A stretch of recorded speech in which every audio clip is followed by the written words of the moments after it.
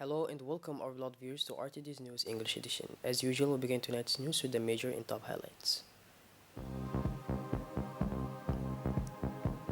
The head of state returned to the capital after his short-term visit to Abu Dhabi.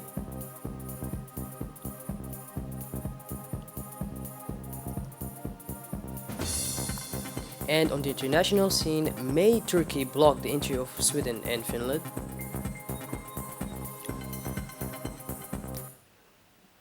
Those were our major top highlights. Welcome to our newsroom, our beloved viewers.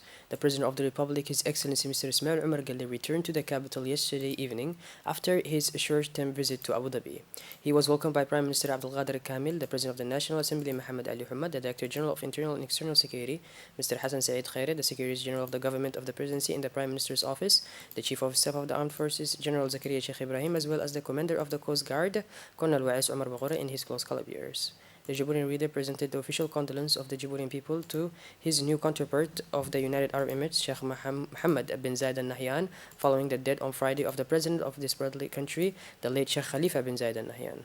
The head of state of Djibouti also took advantage of this trip to Abu Dhabi to directly express his support and his friendly wishes for success to Sheikh Mohammed bin Zayed Al Nahyan, and the high mission is to lead the destiny of the sister nation of the United Arab Emirates. The president is accompanied by the Minister of Foreign Affairs, Mr. Mahmoud Ali Yusuf.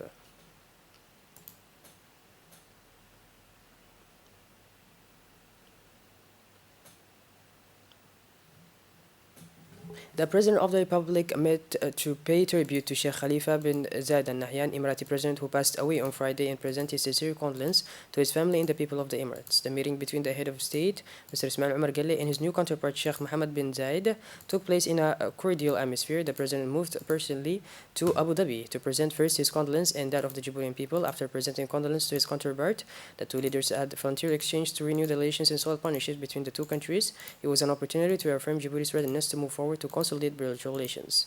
The meeting was cordial and optimistic for the development of relations with this country on the commercial level. During his visit to Abu Dhabi, the President of the Republic was accompanied by his Minister of Foreign Affairs, Mr. Mahmoud Ali Yusuf, and our Ambassador to the United Arab Emirates, Mr. Musa Mohammed Ahmed.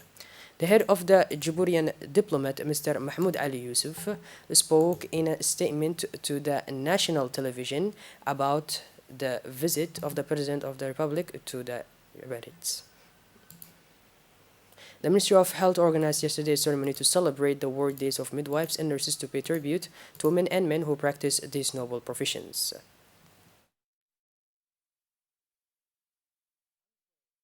Patronage of the Ministry of Health, Dr. Ahmed Roble, and the Ministry of Women and Family, Mrs. Muna Usman Aden, this joint celebration brought together a large number of public figures, including the Deputy Mayor of the City of Djibouti, and the representative of UNIFPA, Mrs. Aisha Ibrahim Jama, and the Vice President of the UNIFDA, usually scheduled on May 5th and 12th. This joint celebration, they also saw the participation of members of these professional bodies, of midwives and nurses from different private health services, per public, and also that of the armed forces and the security of the country.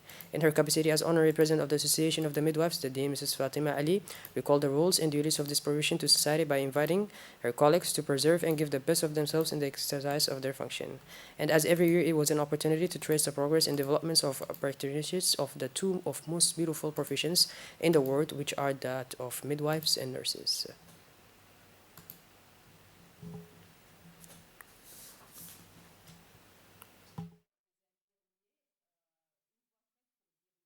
The Minister of Women and Family, Mrs. Muna Usman Aden, indicated in her speech that the salutary management of the COVID-19 pandemic was possible thanks to the tenacity and courage of these health workers, to whom she paid a vibrant tribute. Speaking in his turn, the Minister of Health, Dr. Ahmed Roble Abdillah, repeated his congratulations to all health workers for their commitment and dedication to serve their nation. On the sidelines of this double celebration, the officials proceeded to the awarding of certificates of merit to midwives and nurses who have been promoted by their peers. This marks of recognition and symbolic encouragement to the most deserving and reckless contribute to enhance the collective commitment of all the professions to perform their noble jobs with abnegation and professionalism.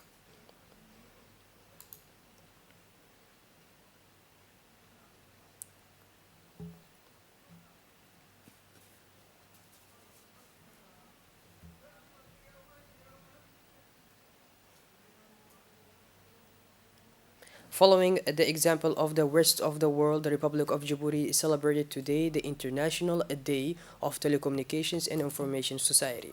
This day was an opportunity for the Minister of Communication in charge of Posts and Telecommunications, Mr. Radwan Abdullahi Bahdon, to review the significant progress that has been made to accompany the popularization of the use of ICTs and ambitions to achieve a widespread use of ICTs to make it an instrument of sustainable progress. The Minister stated that the team chosen for this year's event by ITU, the United Nations Specialized Agency for Information and Communication Technologies, is digital technologies for older persons with healthy aging. Through the Vision 2035, initiated by the President of the Republic, His Excellency, Mr. Ismail Umar Gelle, in the secretarial strategy, the Djiboutian ICT ecosystem has undergone major reforms through the adaptation of several laws to promote the development of the sector and protect consumers. Efforts has also been made to support the popularization of ICT use. Our vision, said the minister, is to enable our population to access the technologies, opportunities, and solutions they need as we transform ourselves into a technology hub. Today, several initiatives demonstrate that the Republic of Djibouti is on the right track in achieving this goal, and significant progress has been made to support the popularization of ICT use, he concluded. The Ministry of National Education, in partnership with the Institute of Francophonie for Education and Training, organized yesterday the launching ceremony of the first training session on the implementation of the computer application for the benefit of about 20 trainers and advisors for the MEMFOP.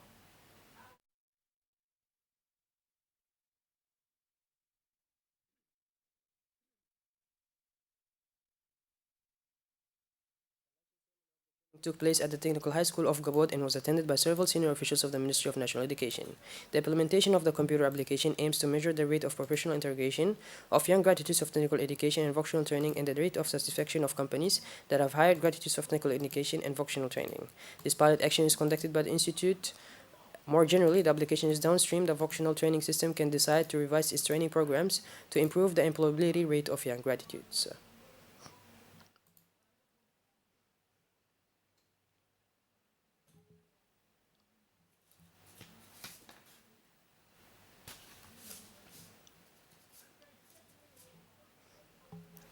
The Director General of Technical Education and Vocational Training, Mr. Abdelgader Muhammad, and the Director of the CREF in Djibouti, Mr. Yusuf Arif, have in turn indicated that this tool for improving and enriching the supply of vocational training upstream, the application allows quantifying the sector's jobs in real time and directing future learners and institutions to the traders of the future.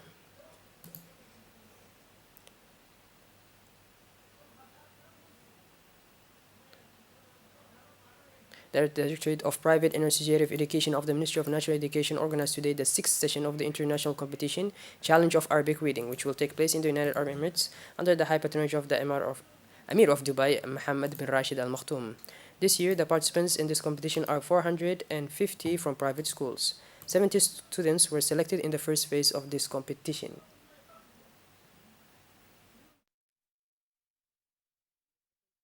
Best candidates will be selected, and the first 10 winners of this competition will represent the Republic of Djibouti in Dubai and will participate in the final stages next October. More generally, the smooth running of this competition was done in collaboration between the Ministry of National Education, represented by Mr. Abdullahi Mahmoud, supervisor of the competition and director of private and associative education on the one hand, and the management of the Saudian school, represented by Mr. Saleh bin Abdullah Al Ghamdi, coordinator of the competition, on the other hand.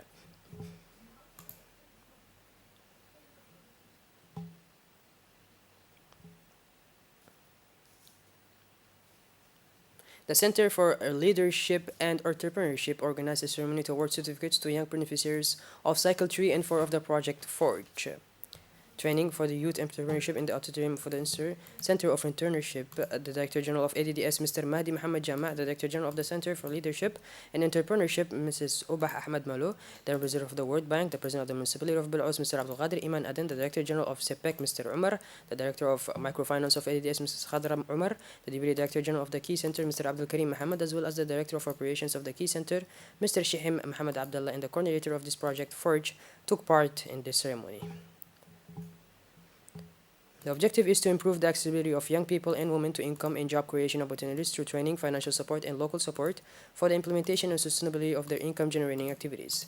The ceremony ended with the presentation of certificates to the young winners by the official present at the ceremony.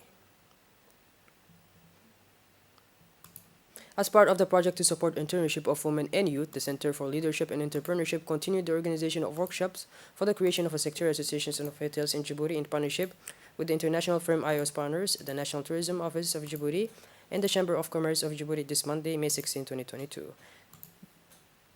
This second event took place in the presence of the program manager of the sector development at the Center for Leadership and Entrepreneurship, Mr. Eid, the head of the development department within the National Tourism Office of Djibouti, Mrs. Idil, and the different representatives of the different departments of associations involved. Two other workshops will also be organized today, May 17, and tomorrow, May 18, 2022, and will focus respectively on categories of actors such as tourist camps, restaurants, travel agencies, and tour operators.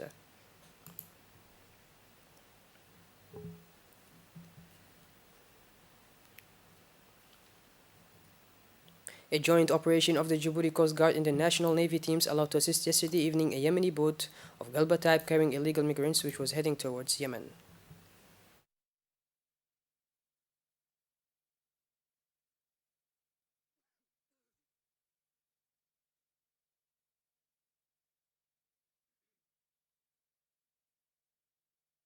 That was intercepted was carrying 144 Ethiopian migrants, of which 34 were women and 110 men. The migrants were safely taken to Djibouti, where they were given humanitarian assistance in the form of food and water before being transferred to the community authorities for repatriation to their country of origin.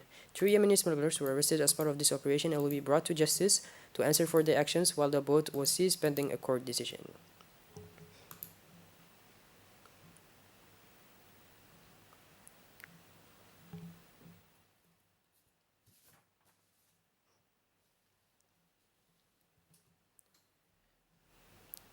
Moving on towards the international scene now, Recep Tayyip Erdogan is not happy about the integration of Sweden and Finland into NATO.